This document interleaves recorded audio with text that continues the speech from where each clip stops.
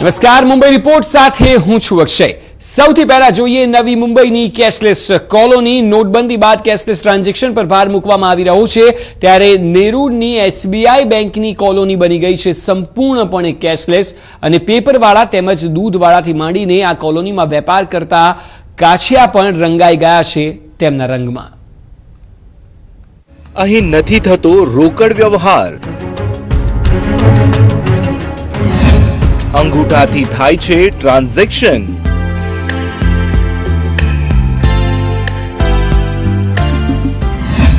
નવી મુંબઈની cashless colony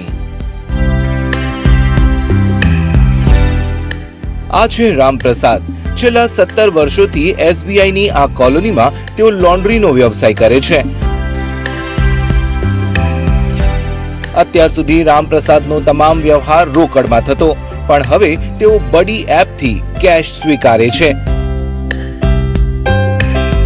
રામપ્રસાદનું કહેવું છે કે આ ઈ વોલેટથી છૂટા પૈસાની મોકાણ થતી નથી, તેથી તેઓ પણ